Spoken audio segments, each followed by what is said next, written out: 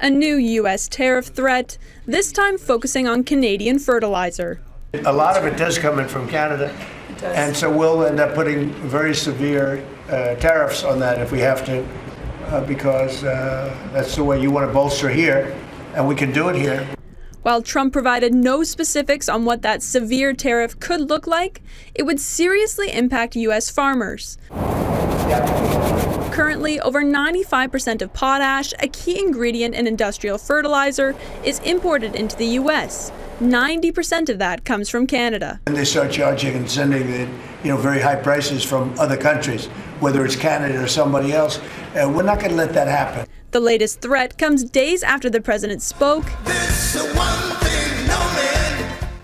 and danced with Prime Minister Mark Carney at the World Cup draw. Trump thought he had Canada cornered, a 25% tariff threat, pressure on fertilizer exports, demands to support American production. But what happened next shocked Washington to its core. Canada didn't beg, Canada didn't negotiate, Canada just disappeared from the game and took $780 billion worth of trade with it. This in Washington. It's the first time I haven't danced at YMCA.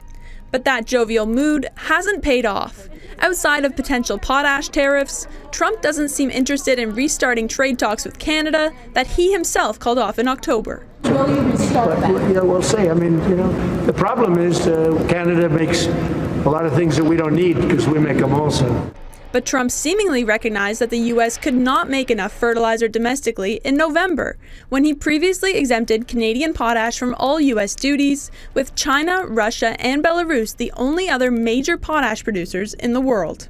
When I go, or the Minister of International Trade or Minister of Finance goes and meets with any country in the world, with one exception, any government, they want to do more business with Canada. Canada's agriculture sector is already being hammered by China, with a 100% duty on canola and a 25% levy on pork donna. But a fertilizer tariff would likely be different, since the Americans are so reliant on buying Canadian potash. Jillian Piper in Ottawa, thank you. This is the story of how one abandoned Arctic port became America's worst nightmare, how Mark Carney asked a simple question that changed everything, and how Trump's own tariff threats pushed Canada to build an empire Washington can never touch. March 2025, Saskatchewan, prairie farmers gathering for another season. Then Mark Carney stepped to the microphone and asked the question nobody expected. Why are we shipping Canadian fertilizer through American ports when we have our own Arctic gateway? The room went silent because everyone knew the answer, and everyone knew the answer was embarrassing. For decades, Canada had been playing a losing game. Canadian farmers grow the wheat. Canadian mines produce the potash. Saskatchewan sits on 1.1 billion tons of underground potash reserves. Canada is the world's largest potash exporter, controlling 41% of global exports worth $5.5 billion annually. But here's the twisted part. To get that potash to European buyers, Canadian companies were shipping it south first, through American railways, through American ports, paying American logistics fees at every single step. Saskatchewan's fertilizer traveled over 2,000 kilometers south to Gulf Coast ports, then across the Atlantic to Europe, when a direct northern route through Hudson Bay could cut that distance by thousands of kilometers. It wasn't just fertilizer. Canadian grain exports worth $11.5 billion annually were taking the same ridiculous route, 27.7 million tons of wheat every year, shipped through Vancouver's congested terminals or routed through U.S. infrastructure before reaching international buyers. American companies collected fees on every ton, every shipment, every year for decades. Then Donald Trump made his move, and it was the biggest strategic miscalculation of his presidency. December 2025. Trump announces plans for very severe tariffs on Canadian fertilizer. The goal? Force Canada to support American domestic production, show who's boss, make Canada dependent. He even pushed for 25% tariffs on Canadian grain exports. The message was clear: bow down or pay up. But Trump fundamentally misunderstood the game board. He thought he was negotiating from strength. He thought American infrastructure gave him leverage. He thought Canada had no alternatives. He was catastrophically wrong. Because while Trump was making threats, Genesis Fertilizers was making plans, and those plans didn't include the United States at all. March 7, 2025.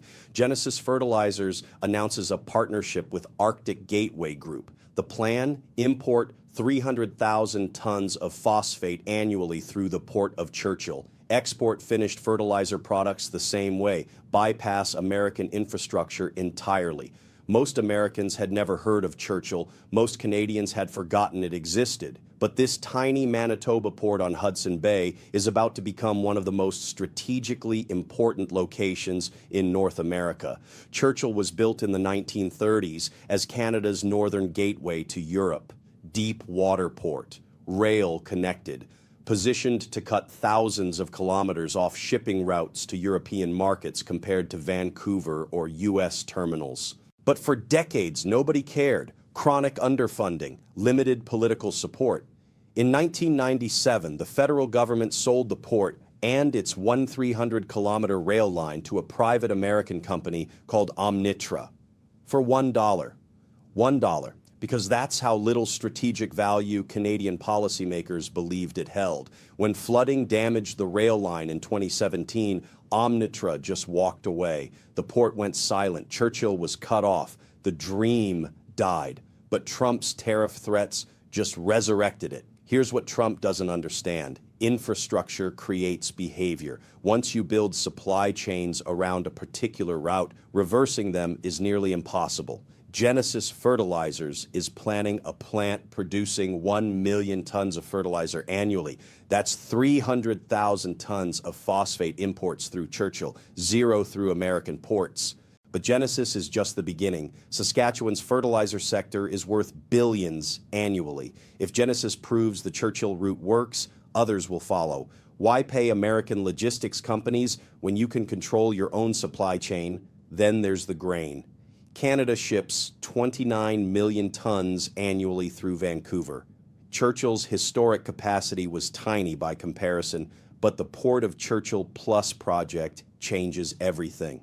Mark Carney's government committed $180 million over 5 years to Churchill infrastructure, new grain handling systems, expanded storage, modern loading equipment, icebreaker support to extend the shipping season potentially year-round. For European grain buyers, the advantages are massive. Churchill cuts roughly 6 days off delivery time compared to Vancouver. Lower logistics costs, more predictable delivery, better timing, and 0 American involvement. So where does the $780 billion figure come from? Saskatchewan potash exports, $5.5 billion annually. Over 10 years, if even half that volume shifts north, $27.5 billion. Grain exports to Europe and Asia, where Churchill offers better routes. Conservative estimates suggest 15 to 20% of current volumes could move through Hudson Bay. That's billions more annually in wheat, canola, and specialty crops. Add fertilizer imports and exports, critical minerals from northern mines, potential LNG if Alberta's energy corridor materializes. Spread across a decade with projected growth, $700 billion to $800 billion in trade, redirected through Canadian-controlled infrastructure. American ports that handled this cargo for generations, cut out. American railways that moved it south, bypassed. American logistics firms that collected fees every step, losing billions in revenue. And here's the brutal part for Washington. There's nothing they can do to stop it. Trump's tariff strategy worked when the target had no alternatives, but Churchill gives Canada what Trump never expected: independence. Canada isn't violating trade agreements, they're not closing markets, they're just investing in their own infrastructure and choosing to use it. Completely legal, completely within their rights. Trump's tariff threats only make the Churchill pivot more attractive. Every new threat reinforces why diversification matters. Every political pressure point drives more Canadian companies to ask, why are we dependent on American goodwill? Once Genesis structures operations around Churchill, they won't pivot back because Trump backs down. Once grain elevators and storage facilities rise along the northern corridor, farmers will use them because efficiency demands it. Once European buyers adjust supply chains, they stay adjusted. Investments made now shape trade patterns for decades. This shift goes way beyond agriculture. Manitoba potash producer Padcom signed partnerships to export through Churchill starting 2025.